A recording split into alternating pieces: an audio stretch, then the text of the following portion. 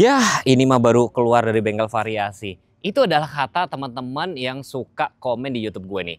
Gue bakal kasih alasan kenapa harus beli SL7 Alpha Kuro.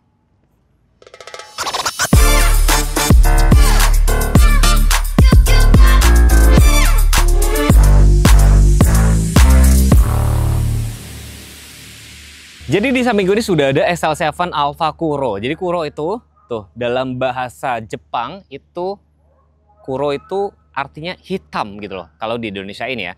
Mungkin teman-teman teringat sama brand sebelah ya. Iya, tapi kan sama-sama dari brand Jepang juga kan. Kuncinya tuh seperti ini teman-teman. Tombol lock, unlock, ada hybrid ini warna aksen-aksen warna biru. Tetap ada kunci manual. Dan saya mau praktekin beberapa sama sekaligus saya bahas beberapa alasan kenapa SL7 Alpha Kuro ini patut banget dipertimbangkan. Sensor cahaya udah gue tutupin, terus pada saat dipencet unlock, dia nanti guide me light-nya tuh nyala, lampunya otomatis nyala dan nanti bakal mati beberapa detik. Ini buat menerangi jalan. Terus mungkin suka ada yang komen, kenapa fog lamp-nya masih halogen biasa? Sebenarnya fog lamp halogen itu mampu menembus hujan. Karena hujan itu airnya kan warna putih ya, jadi mampu nembus sih gitu. Sayang aja sih sebenarnya belum dilengkapi dengan kamera 360, tapi itu kan nggak terlalu penting sih sebenarnya. Ya nggak terlalu fitur esensialnya nggak terlalu ini. Tapi yang sekarang si Kuro ini ada kayak smoke lamp di bagian lampu ini yang sekarang lebih senada dengan grillnya ya kan di sini. Terus bumper depannya juga sekarang warna hitam semua. Cuman memang kalau untuk yang warna hitam ini lebih jadi sekilas kayak daylight chrome gitu ya. Mungkin kalau kalian pengen warnanya yang lebih kontras bisa ambil ivory, kalau nggak warna putihnya. Tapi itu harganya beda. Yang ini 312-an itu sekitar 314 jutaan. Alasan selanjutnya gue suka tuh di SL7, R3 juga punya. Win, R3 bisa nggak sih punya juga? Ada juga kan? Ada fitur kayak gini loh teman-teman. Jadi pada saat dipencet sekali, ini yang kebuka tuh sini doang. Keempat pintu lain itu masih terkunci. Ini buat safety, terutama anak-anak lagi misalkan teman-teman nih, bapak ibu misalkan jemput anaknya nih ya kan. Jadi nggak ada yang menyelinap keempat pintu lainnya. Ini kan kebuka ini doang. Kita pencet lagi kan yang kunci nih. Kalau pencet 2 kali, ini langsung kebuka semua. Ya kan? Jadi praktis banget termasuk bagasi belakang kan. Dan kalau kita ngomongin mesinnya itu kodenya K15B, 1500 cc, tenaganya sekitar 104, torsinya sekitar 143 Nm. Yang spesial adalah mobil ini itu termasuk salah satu mobil paling laris di Indonesia. Jadi biasanya ras, Terios, SL7. Dan persamaan dari ketiga mobil ini apa? Masih AT konvensional. Menurut gue ini yang bikin mobil ini tuh underrated ya. Dalam arti kelihatannya B aja, tapi ternyata penjualnya laris manis gitu loh. Air intake-nya cukup tinggi. Tuh, cukup tinggi. Jadi teman-teman yang sering berpetualang pasti lebih worry free kalau pakai mobil ini. Sudah ada peredam mesin juga. Ya, Bapak Ibu Suzuki Lovers, balik lagi dengan saya Edwin Setiawan di Suzuki Pusat Pulau Gadung yang beralamat di Jalan Raya Bekasi, kilometer 19, patokannya itu di Terminal Pulau Gadung. Bapak Ibu, untuk Suzuki Kuro ini Bapak Ibu bisa memiliki dengan DP 20% atau angsuran di angka 4 jutaan. Untuk Bapak Ibu yang masih nyari XL7 yang lama, kita masih ada stok. Nah, khusus all type Suzuki kita mulai DP di angka 20%. Tenor kita panjang dengan 8 tahun. Khusus untuk Bapak Ibu yang ingin cash bertahap, kita bisa. Apalagi untuk cash keras. Untuk promo kita masih ada cashback lagi 4 juta khusus untuk Bapak Ibu yang ingin melakukan trade-in dari unit lamanya ke mobil baru. Bagi Bapak Ibu yang ingin melakukan test drive atau langsung pembelian mobil Suzuki-nya, Bapak Ibu bisa hubungi saya di 0858 9246 0761 atau janjian di Suzuki Pusat Pulau Gadung. Bertemu dengan saya Edwin Setiawan di Suzuki Pusat Pulau Gadung. Cara nutup kap mesin yang benar. Jadi biarkan sekitar 10 cm lepas. Biar nggak penyok, katanya gitu ya. Terus banyak yang nggak terima kalau gue bahas itu. Dimensinya mobil ini nggak sampai 4,5 lah ya, sekitar 4,4. Tapi wheelbase-nya cukup panjang nih, sekitar 2,7. Jadi apa faedahnya? Kabinnya tuh jadi semakin lapang. Nah kalau dari tampak sampai sini, SL Kuro-nya mungkin nggak terlalu kelihatan ya. Tapi yang sebenarnya yang dirubah tuh ini. Set skirt-nya itu warna hitam, terus handle-nya warna hitam, termasuk bagian roof rail tuh warna hitam. Itu roof rail beneran ya, bukan aksesoris doang ya. Dan karakter SUV tergambar dari sini. Arc wheel-nya bahan dop, gede, tebel banget ya. Ini velgnya itu juga warnanya bukan hitam, sebenarnya warnanya agak grey sih. Pokoknya kalau teman-teman beli SL7, coba deh ganti velgnya. Udah langsung auto ganteng gitu loh. Profilnya 195, 60, ringnya itu 16, cakramnya depan doang, belakang masih tromol ya. Dan tampak belakang sini, yang baru apa Mas Teguh? Sekarang lampunya jadi makin ganteng ya. Jadi kayak smoke lamp sini, terus emblem XL7, ada Alphanya ini juga warna hitam. Terus ini juga warna hitam semua. Jadi sekarang bener-bener kayak di LED Chrome. Yang spesial di SL7 Alpha ya, yang tipe lama sama tipe ini, dia ada namanya Smart Mirror. Jadi sudah dapat dashcam. Dashcam itu kalau beli sekitar mungkin 2-3 juta lah kayak gitu. Terus spoilernya juga beda, ini warna hitam, high mount stop lamp, ada defogger juga. Sensor sudah ada dan bumper bawah ini juga sudah warna hitam. Yang seperti gue mention sebelumnya, jadi ketika kunci di kantong, mobil posisi terkunci, ini ada tombol letaknya sebelah sini tuh ada 2 nih ya. Yang sebelah sini pencet sekali.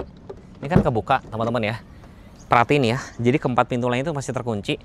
Jadi misalkan teman-teman habis belanja atau misalkan lagi nongkrong di rest area duduk di sini nggak perlu khawatir ada orang menyelinap keempat pintu lainnya. Jadi aman banget.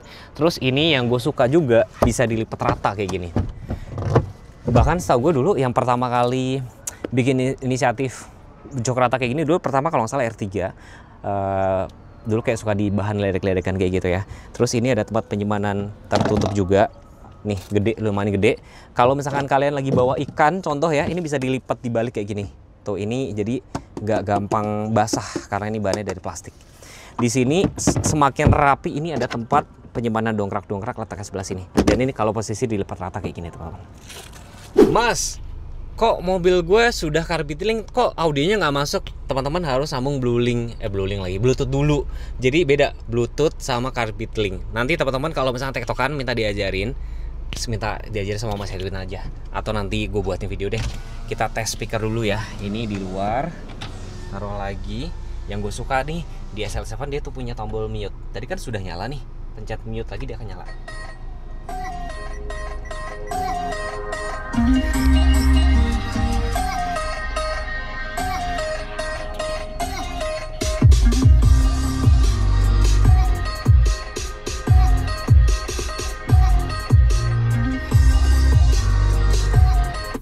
Nih yang gue suka, jadi ketika kalian lagi nyetir, terus kalian pengen ngobrol sama penumpang sebelah, tinggal pencet tombol ini dia langsung mute. Ini doang sih yang gue sayangkan, kenapa belum dikasih Android Auto, Apple CarPlay, tapi bener-bener fitur esensial sudah ditaruh sini. Contoh, AC-nya dia tuh semburannya cukup lengkap loh. Jadi ada mode atas bawah, bawah doang, terus bawah dan defogger depan, atas doang, muter lagi, ini defogger belakang. Terus dia ini AC-nya tuh ada suhunya tuh, ya kan? Dan sudah ada auto. Jadi kalau kalian pengen nyaman, pencet auto, taruh di 22 nanti blowernya akan gede sendiri. Tapi ketika suhunya sudah tercapai dia akan normal sendiri. Ini salah satu kelebihan ya auto itu. Kayak contoh nih mobil gua aja nggak ada semburan bawah, defogger depan nggak ada. Karena kalau pas hujan itu defogger depan tuh kepake banget. Terus di sini kelihatan mewah nggak tuh? Wooden panel. Terus setirnya tuh sudah tilt, ini doang sih palingan belum teleskopik. Tapi kayak misalkan cruise control ini sudah ada. Agak tricky. Jadi kalau kalian mau aktifin tinggal pencet tombol ini terus pencet set, dia langsung bisa. Dan spesialnya lampunya sudah otomatis. Gue udah pernah compare kan ini sama expander kan. Expander aja dia malahan belum ada nih. Gue bukan bermaksud banding-bandingin ya, tapi gue kasih plus minusnya. Terus ada catatan lagi di sini ada tempat cup holder yang kena blower AC. Mungkin terlihat sepele, tapi kalau kalian punya kopi taruh sini dia blower tetap ya. Itu bikin dingin gitu loh. Terus ini ada USB aux in, terus power outlet. Maticnya yang spesial AT konvensional PRN D2L dan ini ada overdrive. Rem tangan memang masih tarik manual, tapi aku nggak bisa bilang ini jadi kekurangan ya. Terus ini konsolnya menarik nih, kalian bisa dimaju mundurin. Terus yang spesial juga di tipe Alpha, dia sudah ada Smart Mirror, ini berfungsi seperti dashcam. Cuman sayangnya juga ini belum dilengkapi ini sih kayak kartu bisa dicabut memori gitu. Harus dicabut memori, dia belum ada aplikasi. Begitu masuk sini, teman-teman tuh kalau cari mobil duduk dulu deh, cobain enak apa enggak. Terus ini ada adjusternya juga ya kan. Ini setirnya tuh sudah di shape. Ini doang sih, tilt doang sih ya kan. Terus kayak misalkan ini konsolnya beneran kepake nggak sih, bisa maju mundurin tuh.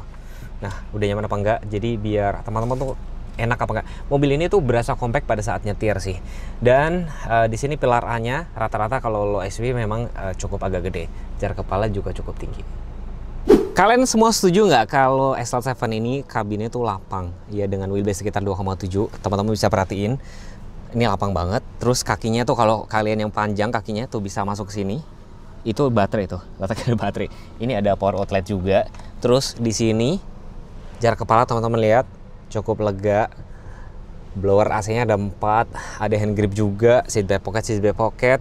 Ini masih fabric ya, dan sayang ya belum dilengkapi dengan spacing auto lock sih. Itu doang sih catatannya. Ada armrest juga, nggak ada tempat cup holder, tapi bodi duduk cukup nyaman. Dan bodi duduk tuh nyamannya apa sih yang bikin nyaman? Karena jok itu tebel banget. Jadi sehingga buat masuk ke baris ketiga itu agak tricky sih. Jadi kalian majuin, geser ke depan dari sini. Ini gue lipat dulu ya, jadi teman-teman biar tahu. Tapi gampang, cukup gampang sih itu. Duduk baris ketiganya. Ini bikin paling rebah. Ada headrestnya juga. Jarak kepala masih ada sekitar 5 ruas jari. Tempat cup holder, ada power outlet sebelah sini. Terus kalau teman-teman mungkin ini apa sih? Ini tuh buat simpen ini. Ya kan? Di situ ada alat pemadam. Ya, jadi jangan sampai dicopot ya. Terus yang spesial juga, yang tadi saya sempat mention, baris ketiga itu bisa dilipat rata kayak gini. Rata lantai. Dan di sini juga ada tempat penyimpanan tertutup.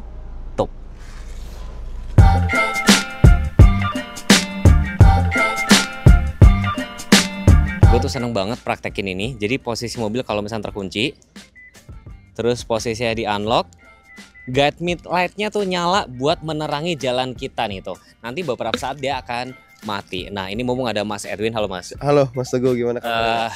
Kabar baik.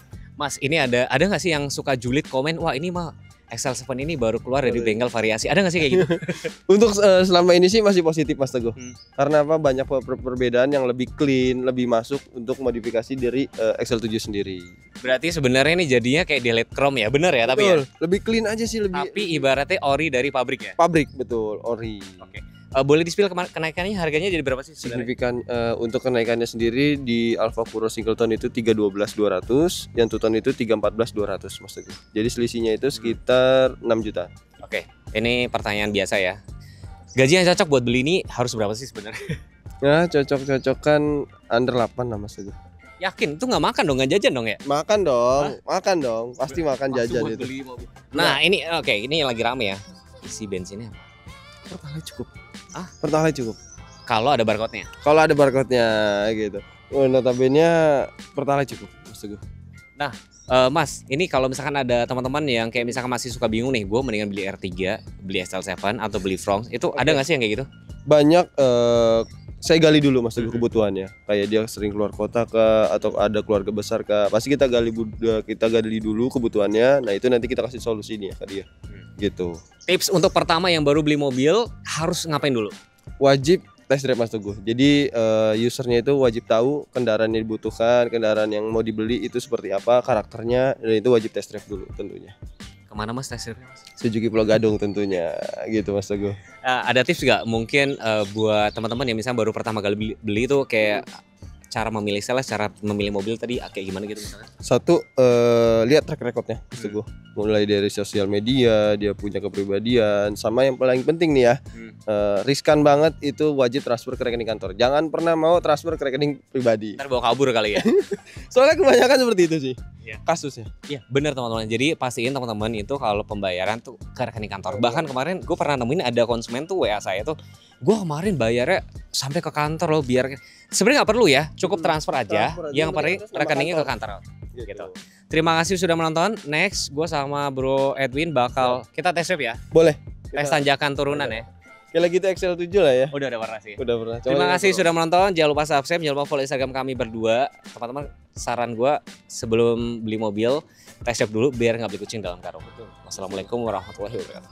Bye.